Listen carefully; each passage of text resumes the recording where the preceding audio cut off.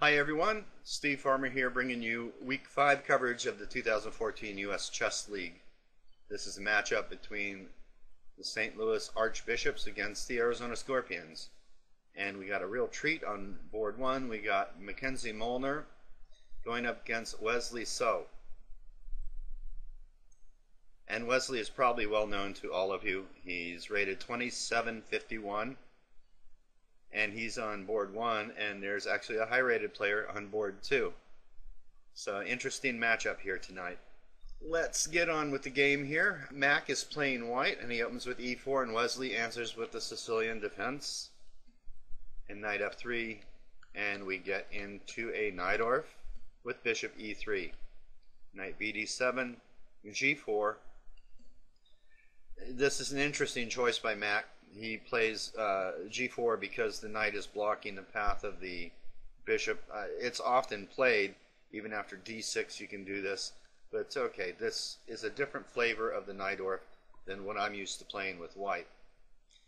Now Wesley plays h6, and this is actually a pretty common move in many Sicilian lines nowadays. It used to be that h6 was the scary move and black never wanted to play it, because it leaves a weakness on the king side, something to be probed with f4 and g5, or h4 and g5, or all three pawns. And black, well, his king is going to be in the center for a long time. If he's going to castle king side, he's going to want to make sure it's very safe to do so. And when you move your h pawn, it gets kind of iffy. Bishop g2, okay. This bishop actually serves a purpose on the f1 square, but in this variation it's proper to put it on g2. Knight e5. Now the point about the bishop being on f1 is that knight on e5 is ready to hop into the c4 square, and that's why the bishop often stays at home, often preferring other moves like, well, in this case he'd have to protect the g pawn to move the queen to d2 and castle long. But the point is this is a different flavor of the Najdorf. I don't personally recommend it, though a lot of people do play it. h3 to secure the pawn. Now g5, very interesting move. And as far as I know from my database, and again I'm using a very thin database on this of strong players, this is not a common move here, g5. Mac plays queen e2, and I think white has a slight edge here, Bishop to d7 was played, and now castles, and this is fine. Rook to c8, and now Mac plays knight to d5 and e6 to try and chase the knight away, and Mac properly plays f4 here. Of course, both players had to think this through, because what happens if the exchanges happen here? Well, e takes d5, f takes e5. The best move here is probably knight takes e4, bishop takes knight, pawn takes, and then take on d6, bishop takes, and king to b1. And we can see here that black has the bishop pair, black is a pawn up as well, but his king side is terribly weak, and his king is not totally safe. Taking all these factors together, I'd say that white is a little bit better here, and most likely he's going to get that pawn back, but in the long run, black does have the bishop pair. So in the game, Wesley chose g takes f4 instead, and now knight takes f4, and knight c4. Okay, the bishop is not on f1, so it can't take it. The queen's blocking it in this particular position, but this is the point I'm trying to get at. The knight comes to c4 pretty much unmolested. White has to be careful of the threat of e5, so he plops the knight back to d3, and e5 comes anyhow. And now knight to f5. This may be an inaccuracy. If you're going to be castled on the queen side, you might want to consider knight to b3, and then black would probably want to take the chance to seize the bishop pair, and after queen takes a5, it looks like anybody's game here. Probably king to b1 with the idea if the knight gets hit, it can go back to c1 or d2 and rook to c1, things like that. But white's going to have to be defensively minded here for a moment. But defense isn't part of Mac's vocabulary. Knight f5 and queen to a5. However, this move here is starting to sway the pressure over on the queen side, and it's not going to give Mac much time to make operations in the center against the enemy king. He plays king to b1, but perhaps a3 was a little better, but nobody likes to push their pawns in front of their king. So king to b1, and now bishop e6, and I think black has already got the upper hand here. White now needs to try c3, but this is not very fun after knight takes d3, queen takes a2, check, king to c1. White's a pawn down and is purely just trying to defend here. But after bishop e6, Mac plays a very bad move here. He plays knight to c1.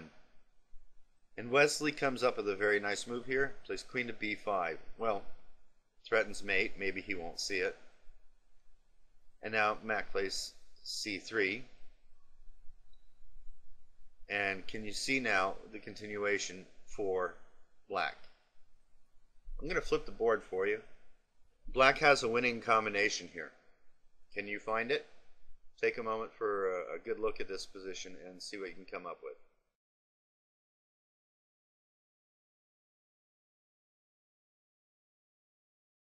Okay, the proper move is to exchange on f5 first, with bishop takes f5.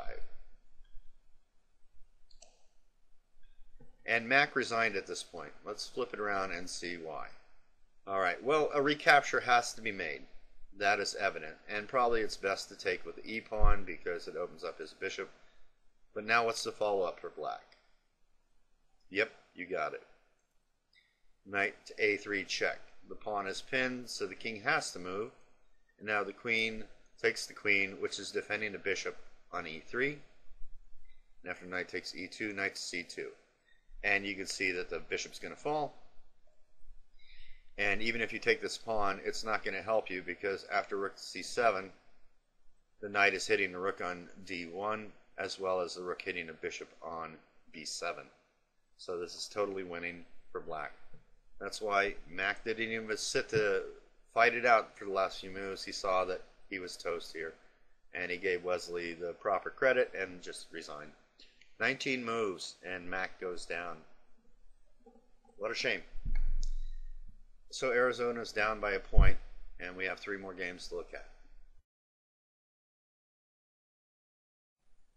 On board 2, we have Kwang Liam from St. Louis. He's rated 2778.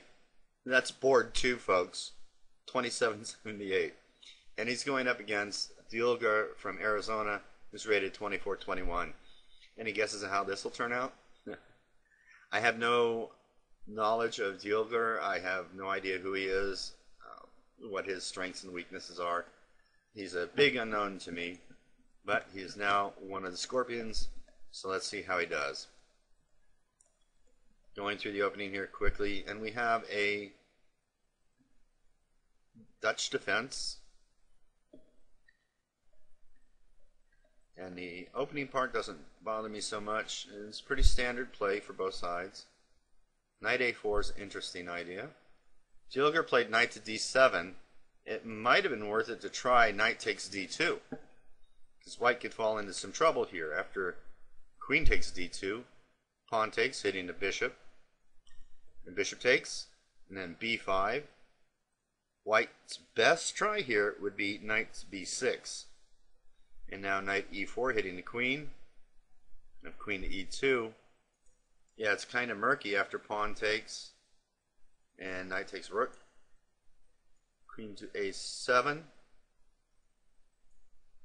Queen takes pawn, I guess.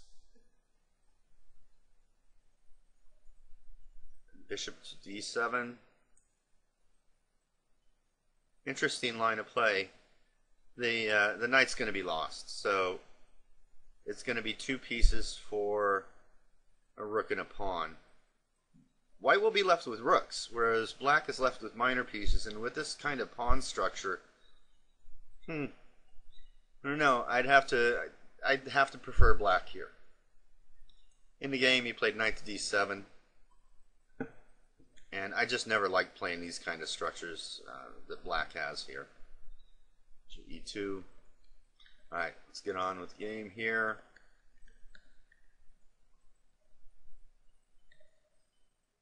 Alright, so it's quite messy. White has already, in my opinion, got a very nice position. He's got 2 isolated pawns. Black has 3 isolated pawns. Both sides have 3 pawn islands, basically.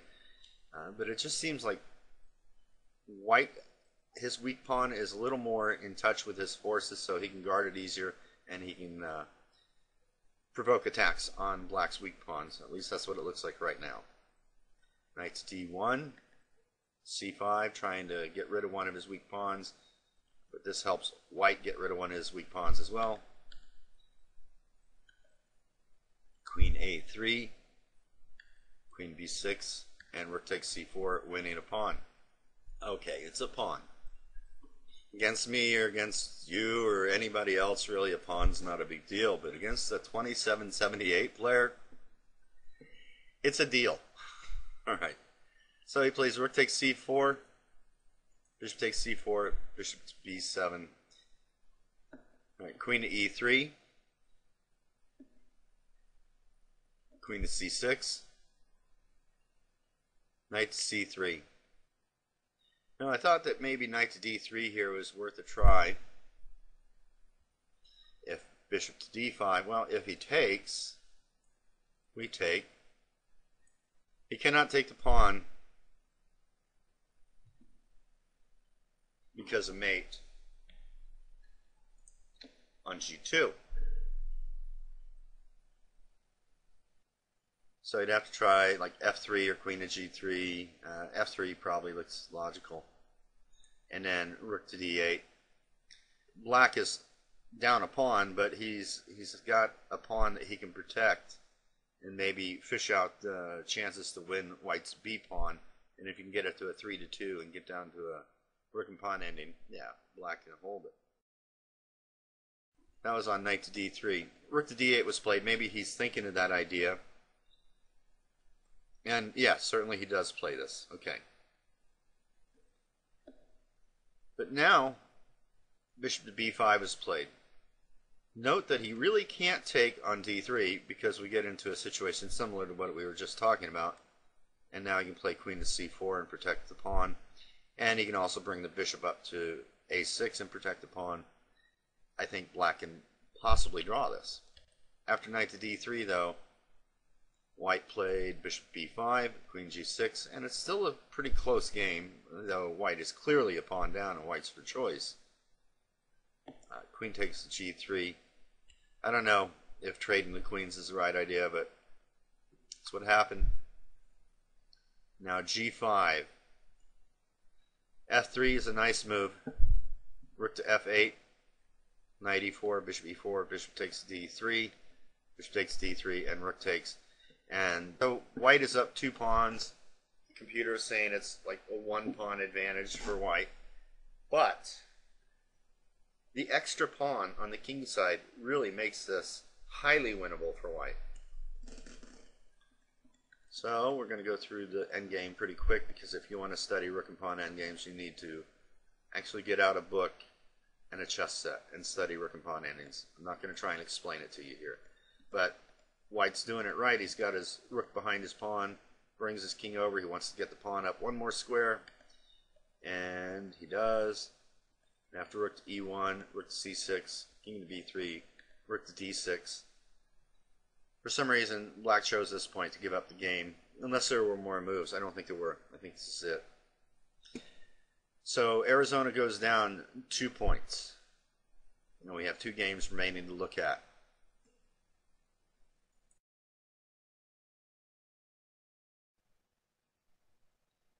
On board 3, we have Robbie Adamson at 23-47 going up against the beautiful and talented women's grandmaster Anna Starevich. Robbie starts out with e4, good fighting spirit from the Scorpions, and we get into a Sicilian icon, to be exact. Alright, here we have it, folks. We have c4 and e4. I love the Moraxi structures for White. Everybody has a little different way of playing it. I would not be putting a knight on f2, but it's part of theory. and now knight to d7 was played. E5 is definitely playable, but it leaves a bit of a weakness on the d5 square. Knight to d7, bishop c2, knight de5. White's got an odd placement of his pieces, in my opinion, for the Maroczy, but okay. Rook a c1, and now queen e7, and from my database is calling this a novelty, whereas knight f3 had been seen before. Bishop to e3, knight to g4, bishop b6, knight ge5, bishop to b3.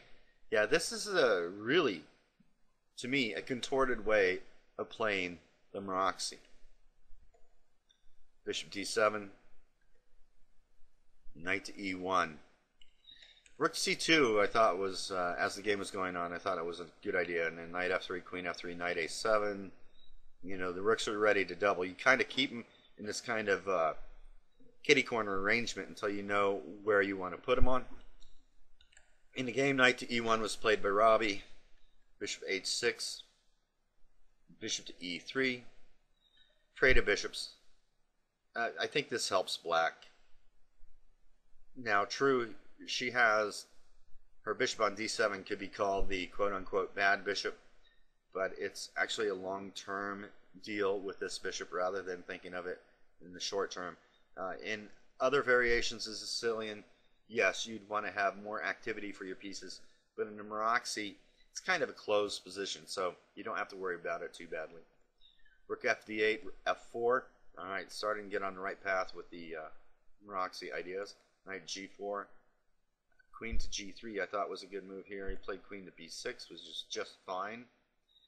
Bishop to e8, h3, knight f6, and I think probably around this time Mac's game was already over, and that Dilger was a pawn down in his game. So 1 and 2 were not looking good, whereas these two games we're looking at least equal at this point. Rook to d2 is played. Now, it's a good move, but I think that bishop a4 is a bit of a better idea. I really don't know what to suggest for black here. Maybe she could play knight to h5, hoping to get to g7. Fianchetto the knight to help with like an f5 push or something of that nature.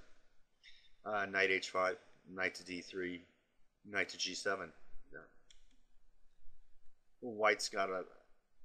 I'd say white is for choice here. I still would like to play this position, though I would have placed my pieces differently. In the game, Robbie played rook to d2, which is fine. Black is in no trouble here, as long as she doesn't make any irrational pawn breaks. If she can just sit here and hold this position, she should be fine. Rook a to b8, rook cd1, now e5, and this may be pushing the edge a little too much here.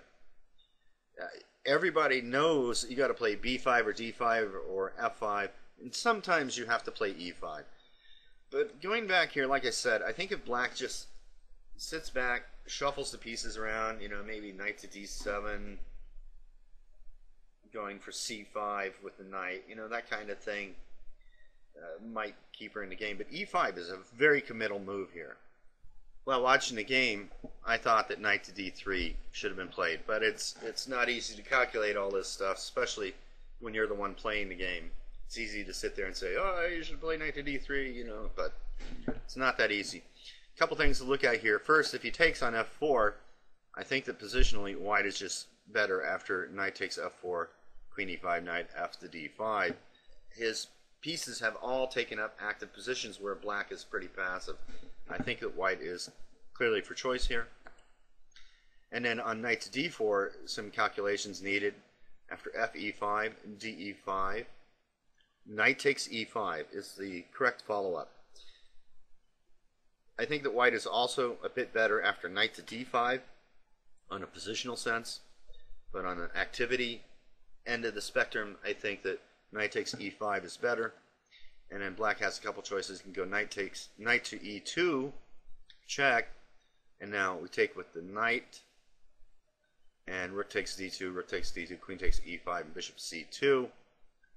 I think that white has untangled his pieces and he's pawn up, and he still maintains the typical c4 and e4 pawns, which is really cutting down on any counterplay by black. Again, I think white is for choice here. And so instead of knight to e2 check right away, you can play rook to d6, hitting the queen, and now queen to a7. And now he should probably take on e5. If he tries the knight check again, well, now we can take with the rook. And after rook takes, knight takes, queen takes, and knight f2. Again, white maintains a good hold on the position. Although in this line, his pieces are a little uncoordinated, but not so much as black's are. White, I think, is clearly for choice here as well. So, in this line, I think that queen takes e5 is maybe the best shot here. But now, after rook takes d4, rook to e6, c5 hitting rook, goes back, and then knight to d5, knight takes, bishop takes. Again, I think white is for choice here. He's a pawn up. Black has a little bit of compensation, but not a whole heck of a lot. But all that is very difficult to calculate.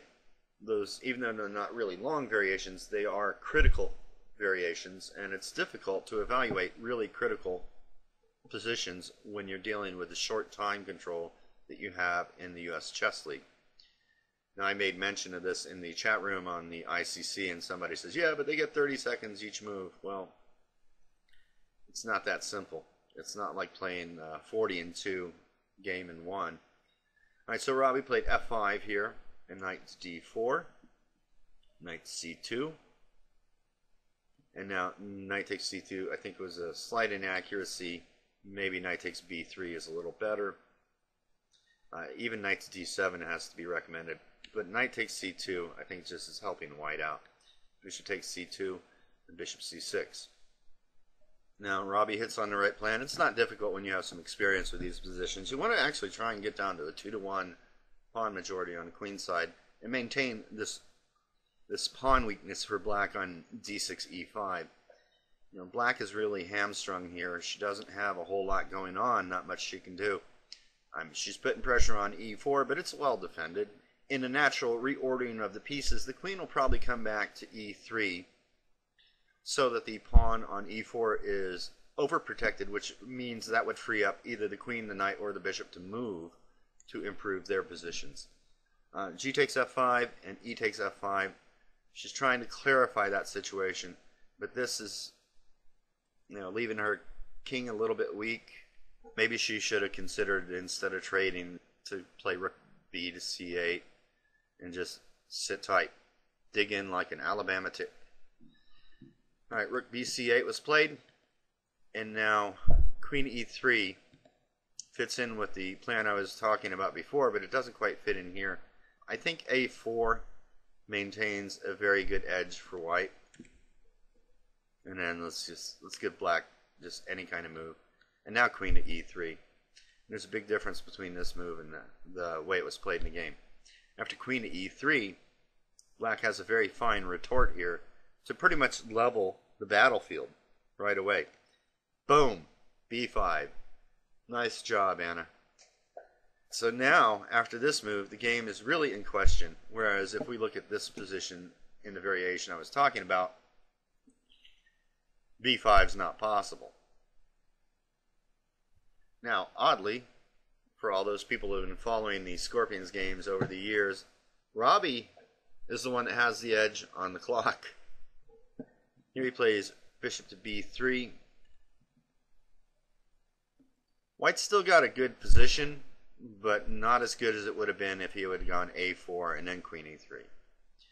cb5, ab5, bishop to d5, bishop takes d5. It's possible to play rook to g8 to try and generate some counterplay, but after bishop takes c6, rook takes, knight takes b5, white's managed to snag a pawn, but black has some compensation for it, so it's difficult to say which is the best path to take.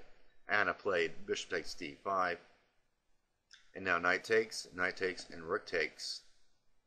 Now, I would have to say in this position that strategically, white's got a pretty good position. He's got things to play for. Black, however, does have defensive resources that she can rely on in this position. Alright, so after rook takes d5, Anna played rook to c2. It might have been best to just play rook to a8 and to just, like I said, dig in like an Alabama tit. Okay, rook to c2, she's aggressively minded. Rook 1 to d2. Rook takes d2, queen takes d2. Alright, so now that pawn on d6 needs some serious babysitting. Anna plays the sharpest move in the position, trying to generate some counterplay any way that she can. She plays e4. Robbie now plays queen to d4 check. And during the game, I just thought this was flat out winning for white. But there are resources. f6. King f2 is the correct move. He's going to put the king on e3. So rook to a8. Rook takes d6. Now I thought rook a2 was going to be played, but she flicked in the move e3. It doesn't really matter. I think rook takes a2, king to e3, rook takes g2 is clearly better for white, with ideas of, let's see, rook to e6. Now queen to f8 would just be losing after rook takes f6, but queen to f7 has a little parting shot in mind after rook takes f6. Now there's a nasty discovered check that's going to come if black's not careful, but she can try to get a perpetual going, but it just falls short. And now king f4. Now if rook to f2 check, the king will go up to g5 like so, and rook to g2 check really doesn't accomplish anything. So white can play, I think, king f6. Yeah, and, well, black's going to get mated. So rook f2 check leads nowhere, and queen f2 check. Queen takes, rook takes, and king to g5. Now he's really got to stop the white king from getting to h6. So probably king g7, rook to b6. That's because after rook to g2 here, king f4, rook f2, king to e5, rook to e2,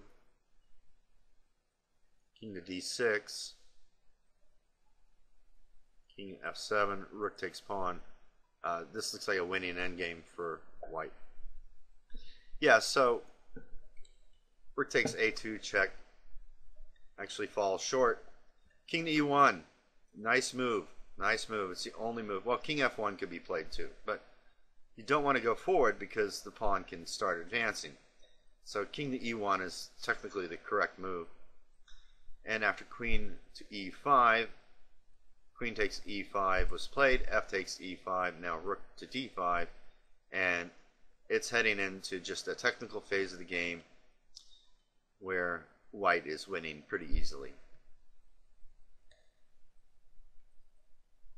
Yeah, it's all over but the shouting. They played on a few more moves.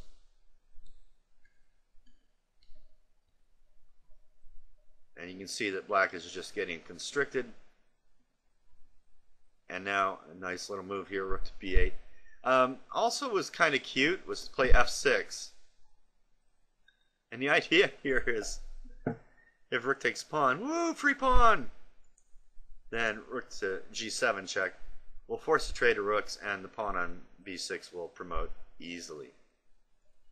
So the best move is rook to b3, rook to g7 check, and then rook to a7. Can't take the pawn on b6 because of the mate threat, and now b7, and it's all over. Well, we don't even need to go over it. Robbie played rook to b8 instead, which is fine. King to g7, b7. He's got a nice little trick here on that's in every beginner endgame book. Rook b2. The checks don't really matter here; they just run out. Now f6, king f7, and rook to h8. And Anna resigned. Robbie wins this game, narrowing the gap 2-1. The point is, she really can't take the pawn here because the rook takes h7 and the rook on b7 falls. Alright, so nice game by Robbie. Miracles of miracles. Robbie won this game, but Arizona's climbing back into this match after losing on boards 1 and 2. Let's see how my friend Matt Noble does on board 4.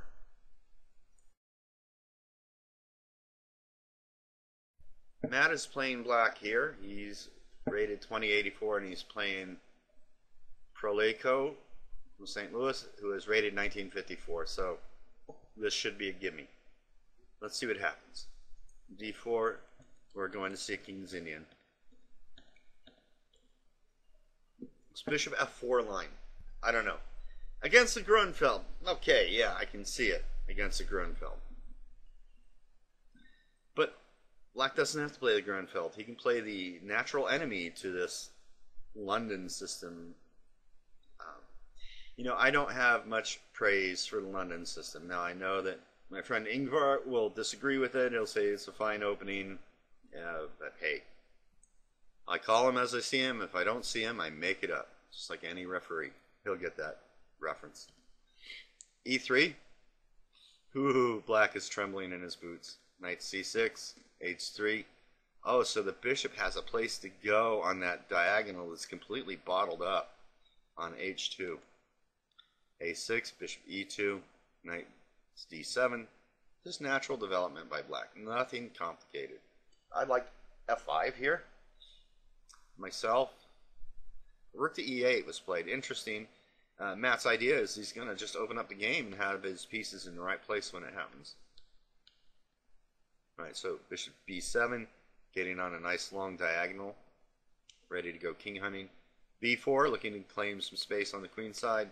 This is really not fast enough to cause Black any concern. Matt played rook to a7. What?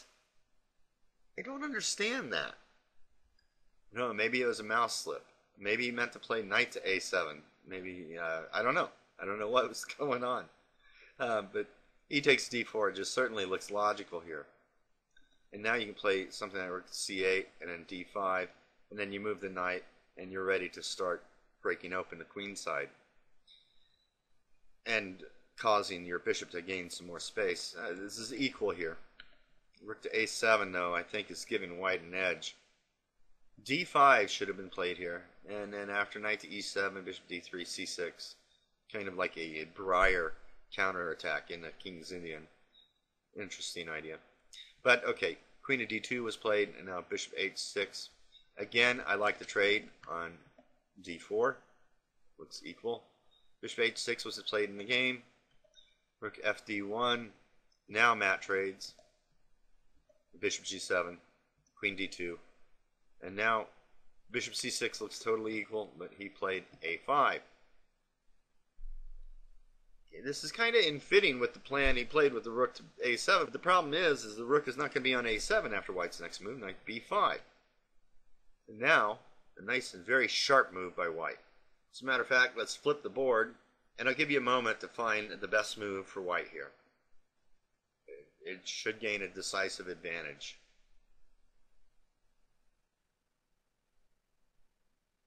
Okay, I hope you found the move that Proleco found, and that's bishop takes d6. Let's flip our board back around. Now, this is an easy move for Matt to miss. After all, it looks like white has 5 pawns on the king side with the bishop on h2, the one I was bashing so severely. Well, that bishop's so good, he has to give his life up for a pawn, but it happens to be a good move in this case. The point is, after pawn takes, knight takes d6. Now Matt plays a very aggressive, if not the best move. The technically best move here is knight to f6, and after knight takes bishop, queen takes d2, rook takes d2, knight to e4. Well, white's just got a much better position. He's 2 pawns up. Bad times for Black. Matt played the surprising bishop takes g2. He's hoping to get his opponent unaware of what's going on. and his opponent falls for it. What should have been played is just simply king takes bishop. Okay, so the rook gets away from being captured. Big deal. c5. bc5, bc5. White's up a pawn. It's a pass pawn. It's what we call a runner. There's not much even at this very point that can stop it from coming up the board quickly. Black is in a bad way here. And it's kind of surprising because I think that Matt had less time than his opponent, and his opponent played knight takes e8. Okay, what was the point of Matt's play here? Does he just get the bishop out of there? Does he take the knight? What does he do? No. He keeps the bishop around White's king to be a pest. Matt's good at being a pest. And now another mistake. Bishop f3 would keep White in the game because it hits the rook on a8. And after queen takes, bishop takes rook, queen takes. Okay, if he doesn't play accurately here, get mated on g2, but queen to d5, and things look pretty level. I suppose, well, I can't even say I suppose I'd like black. I don't like white either. I think both sides should lose this. Alright, in the game, he didn't play that. That was the best shot to save the game. He played bishop to f1, and now black is winning. And it's not hard to figure out from here. Queen to g5, check. King to h2. Bishop takes f1. It was not the best move, but remember, Matt is in some time pressure here. There's a very nice move here. Not hard to spot, really, when you think about it. Knight to e5. Well, the threat is knight to f3, forking the king and queen. But unfortunately for White, there's really no way out of this. Alright, the threat is to fork, so, let's look at king takes h3. What's wrong with that? Well, what's wrong with that is queen to g4 check, king h2, knight f3. It's not forking the king and queen, it's giving mate. So, he has to deal with the threat of knight f3, and queen to d5 looks like the best way to answer that. But now you can take on f1, and it looks like White can take back. Looks like things are stalling a little bit for black, but he has a really pretty move here.